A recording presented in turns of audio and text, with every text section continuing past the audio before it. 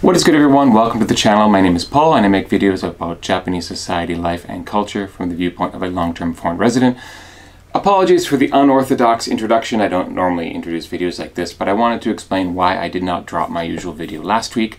The truth is, I was in Singapore and therefore was not able to finish and publish a video last week. So this week I'm going to be showing you in a moment my first impressions on what the differences are between Singapore and Japan. Basically, the view from someone who has been in Japan a long time, go to a different country in Asia, how is Singapore immediately noticeably different? Now, I don't go into a ton of depth. That's actually what I'm planning for next week's video. I'm going to talk about the image of both Japan and Singapore as being strict or even conservative societies.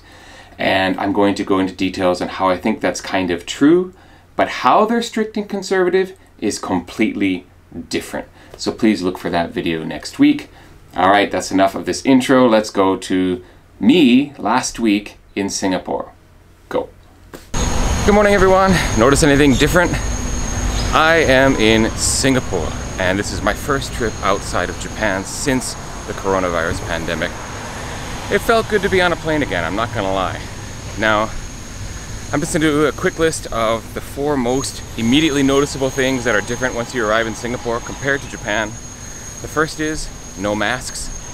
It's kind of back to, 10% of the population is wearing them, but the majority of people are not, whereas you still see masks everywhere in Japan.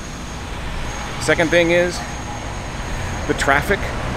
Like everything here, the type of cars that people choose to drive are completely different, like sedan style, instead of like the one-box cars or the K cars of Japan, and obviously the buses are very, very different. Next, the architecture and like the general cityscape. There's far more detached housing, like single-family housing in Tokyo. I mean, there's obviously large mansions, or what we call condominiums in America, and apartments like high-rises, but it doesn't take a very long walk in Tokyo anywhere to come across the detached housing and smaller, one-family houses, basically.